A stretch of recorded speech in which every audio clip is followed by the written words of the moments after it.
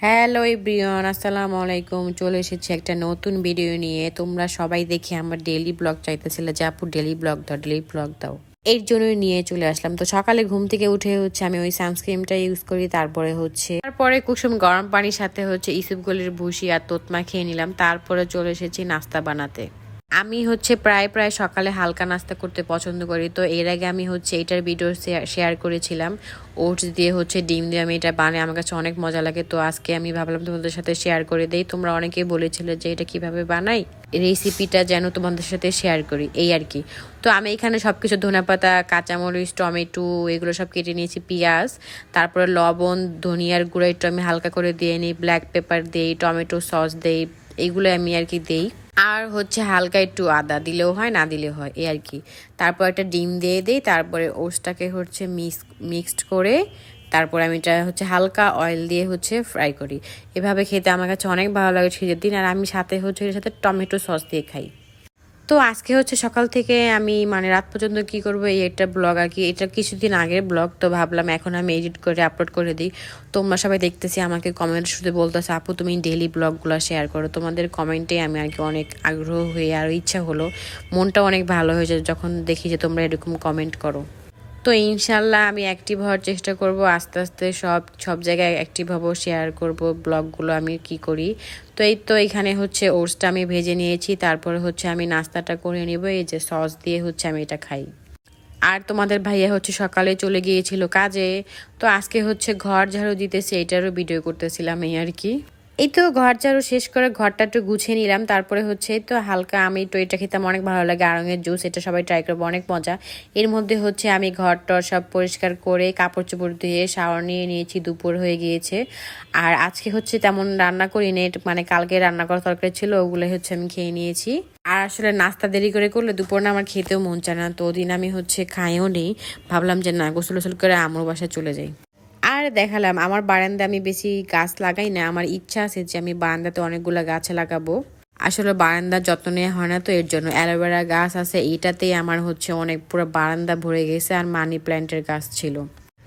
তো এর মধ্যে আমি আম্মুর বাসা চলে যাই। তারপরে আম্মুর বাসা যেয়ে ওটার ভিডিও করে নিয়ে বাজারে গিয়েছিলাম আমি আর তোমাদের ভাই, 1 নম্বর বাজারে।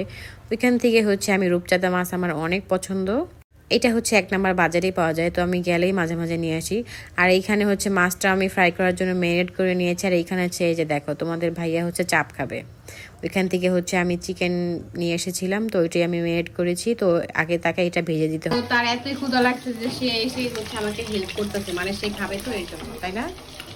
হেল্প তো আমি সবসময় করি। জি না, মিথ্যা কথা, কখনোই হেল্প করো না। এখন তুমি খাবা তো, তাতে তাড়াতাড়ি হয় খেয়ে দিয়ে বাহিরে যাবা, এর জন্য আজকে আমাকে হেল্প করতে।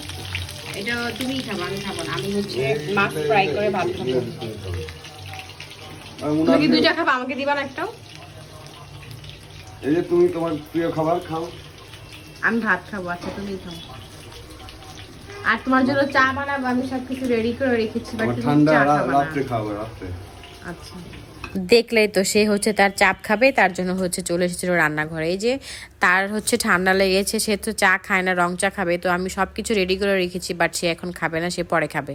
তারপরে এই যে আমি তো চাপ টেস্ট করতেছিলাম, নিজের চাপ নিজেই খেতেছিলাম, অনেক মজা ছিল চিকেন চাপ। এর মধ্যে আমি ডাল চচ্চড়ি করি, আর এই যে মাছটা ফ্রাই করে নিয়েছি। এখন আমি ভাত খেয়ে নিব। আমার কিন্তু এরকম রূপচাঁদা মাছ ফ্রাই করে খেতে খুবই ভালো লাগে। আর সাথে একটা লেবু। আর এই যে আমি দুধটা বের করে রেখেছি, ভাত টাত খাওয়া দাওয়া করে তারপরে আমি চা বানাবো। তো এই যে আমি ভাত খেতে বসে পড়েছি, আমি ভাত খেয়ে নিব। তো সেদিন ভাবলাম যেহেতু রান্না হয়ে গেছে, আগে আগে ডিনারটা কমপ্লিট করে নিই। এর মধ্যে চা বানাতে গিয়েছি, দেখে কারেন্ট চলে গেছে।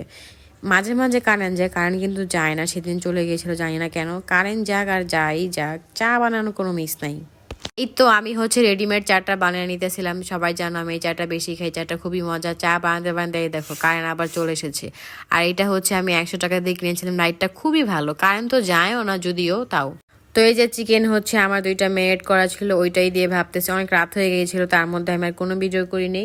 তো এই যে আজকে আমার নতুন কড়াইতে আমি রামেনটা বানাবো। আর তখন কয়টা বাজে, 12টা বাজে মনে হয়, এমন সময় মনে হলো না, কারণ আমি তো সন্ধ্যার দিকে ভাত খেয়েছিলাম, এর জন্য। তো এখন আমি রামেন বানিয়ে নিতেছি। যে রামেনটা আগে সিদ্ধ করে নিতে হয়, তারপর পানির মধ্যে একটু মিক্স করে সব সসগুলো দিয়ে দিতে হয়। আর আলাদাভাবে আমি একটা ডিম পোস্ট করে নিয়েছিলাম, আর চিকেন তো ছিলই। এইভাবে হচ্ছে রামেন বানানো শিখেছি। ইতি হচ্ছে এভাবে বানায়, তোমরা এভাবে ট্রাই করো, এভাবে কিন্তু খুবই ভালো লাগে রামেন খেতে। এই তো এক চুলায় হচ্ছে রামেন আর এক চুলায় হচ্ছে চিকেনটা আমি ভেজে নিতেছিলাম। এই তো রামেনটা হয়ে গেছে। ডিম পোস আর চিকেন দিয়ে রামেন খেতে অনেক ভালো লাগে। আমি ইদানিং অনেক রামেন খাই, ইতির কাছ থেকে শিখেছি। এই তো এখন আমি আর তোমাদের ভাইয়া হচ্ছে মজা মজা করে রামেন খাবো আর হচ্ছে নেটফ্লিক্সে মুভি দেখবো। আর এরপরে আমি ট্রাই করব হচ্ছে মানে আমি আম্মু বাসা গেলে কি করি এগুলো ডেলি ব্লগ আবার নেক্সট ব্লগ দেবো ইনশাল্লাহ।